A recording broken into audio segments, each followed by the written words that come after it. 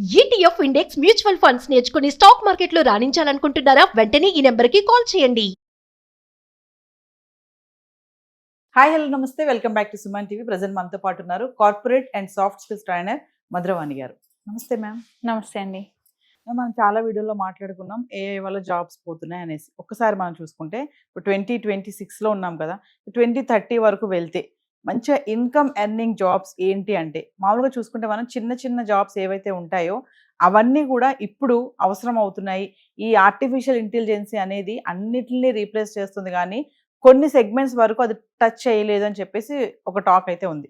ఒకసారి మనం మాట్లాడుకుంటాం. అంటే ఇప్పుడు ఏఐ వచ్చేసి మనని ఎంప్లాయీస్ ని రీప్లేస్ చేస్తుంది, సాఫ్ట్వేర్ ని రీప్లేస్ చేస్తుంది, డేటా ప్రాసెస్ చేస్తుంది, అన్ని చేస్తుంది. కానీ కొన్ని హార్డ్ స్కిల్స్ ఉన్నాయి ఏవైతే ఏఐ చేయలేదు.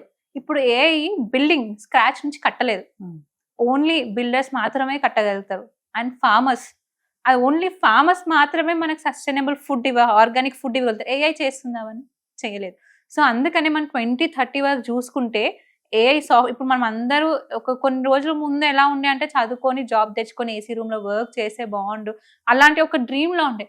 కానీ ఇప్పుడు మనం చూసుకుంటే చాలా మంది యుఎస్ యూకేలో వర్క్ చేసి ఇక్కడ వచ్చి ఫార్మింగ్ చేస్తారు, సెటిల్ అవుతున్నారు, మంచిగా ఫార్మింగ్ చేసుకుంటున్నారు.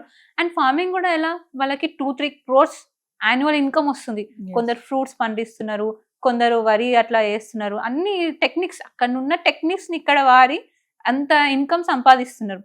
సో మనం చూసుకుంటే 2030 వరకు ఫార్మింగ్ కానీ, కార్పెంటర్ కానీ, బిల్డర్స్ కానీ, మెకానిక్స్ కానీ, వీళ్ళకి హార్డ్ స్కిల్స్ కి ఎక్కువ అవసరం ఉంటుంది. ఎందుకంటే మన వరల్డ్ లో హార్డ్ స్కిల్స్ రిక్వైర్మెంట్ చాలా ఉంది.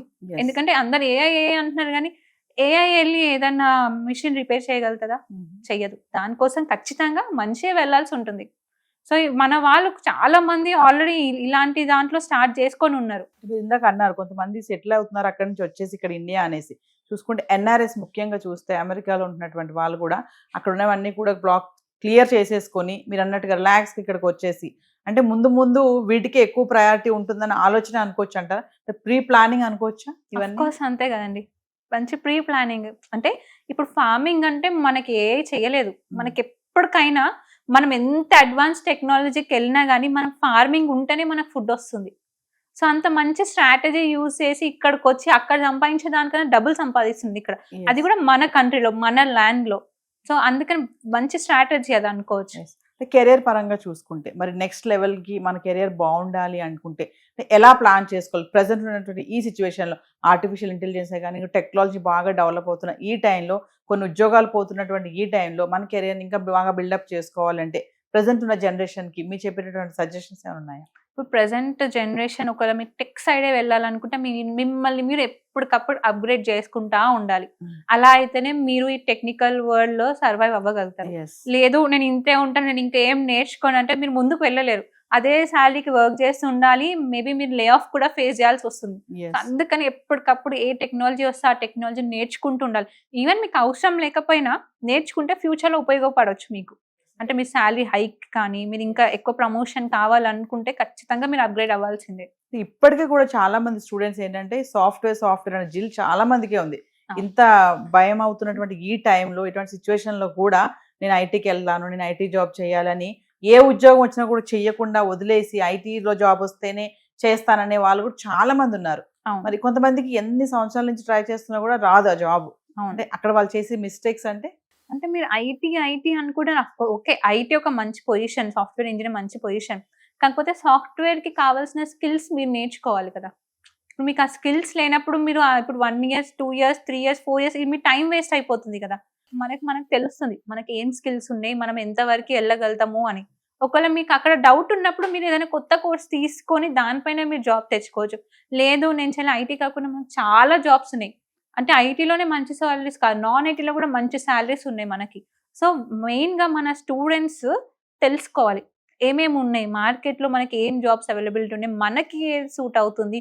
ఇప్పుడు మీరు కంఫర్టా లేకపోతే ప్రెషరా అట్లా కూడా చూసుకోవచ్చు.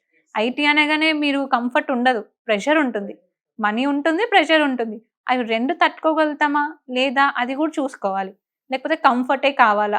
ఒకప్పుడు మన వాళ్ళు గవర్నమెంట్ జాబ్ ఉంటే చాలు అనుకునేవాళ్ళు, మళ్ళీ సాఫ్ట్వేర్ వచ్చినాక అసలు గవర్నమెంట్ జాబ్ ని పట్టించుకోవట్లేదు ఎందుకంటే సేఫ్టీ అని. సో మొత్తం ట్రెండ్ మారుతా ఉంది మనది. ఐటీ అంటే కంఫర్ట్ కాదు, స్ట్రెస్ కూడా ఉంటుంది అంటారు. ఎలా ఉంటుంది స్ట్రెస్, ఏ లెవెల్లో ఉంటుంది ఐటీ వాళ్ళకంటే? స్ట్రెస్ లెవెల్ అంటే వీళ్ళు తీసుకునే దాన్ని బట్టి ఉంటుంది. అఫ్ కోర్స్ ఇప్పుడు మీకు డెడ్ లైన్ ఉంటుంది. మీరు అదే చెప్తున్నా, మీరు మేనేజ్ చేసుకోవాలి. వర్క్ ని మేనేజ్ చేసుకుంటే స్ట్రెస్ ఉండదు. వర్క్ ని టైం ని మేనేజ్ చేసుకుంటే మీ వర్క్ కంప్లీట్ ఎప్పటికప్పటికి పెండింగ్స్ లేకుండా చూసుకుంటే స్ట్రెస్ ఎందుకు ఉంటుంది? ఉండదు. ఎస్. మీరు మేనేజ్ చేసే దాన్ని బట్టి కూడా ఉంటుంది. మనం Yes. ముందు మాట్లాడుకున్నట్టు స్ట్రెస్ 2 టైప్స్ ఉంటుంది. ఒకటి బ్యాడ్, ఒకటి గుడ్. అది ఎలా తీసుకుంటారు అనేది మీది. బ్యాడ్ స్ట్రెస్ అనుకోండి, ఆ స్ట్రెస్ వల్ల మీరు అక్కడనే క్విట్ అయిపోతారు, ముందుకు వెళ్ళలేరు.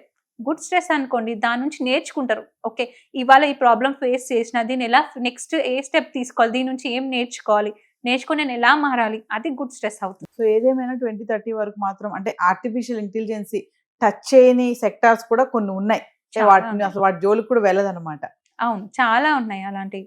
అంటే ఫ్యూచర్ లో వాటి వైపు మనం వెళ్తే we can survive. Of course అంతే కదా? అంతే. ఇప్పుడు అది మన ల్యాండ్ ఇచ్చిన పని అది మనకి. ఎస్. ఇప్పుడు బిల్డింగ్స్ కానీ, మన పెద్ద పెద్ద విలాస్ కన్స్ట్రక్షన్స్ అన్ని అవి ఏఐ చేయలేదు, మనుషులు ఉండి చేయించాల్సి వస్తుంది. Mechanics, TV repair, machine repairs, ఇవన్నిటికీ మనుషులు కావాల్సి ఉంటుంది. ఎస్. అంటే హై ప్రొఫైల్ ఉన్న వాళ్ళకి ఇబ్బందులే కానీ ముందు ముందు లో ప్రొఫైల్ ఉన్న వాళ్ళకి ఎటువంటి ఇబ్బందులు లేవు. 2030లో ఈ లో ప్రొఫైల్సే క్రోర్స్లలో సంపాదించే అవకాశం ఉంది. Yes. Thank you. Thank you.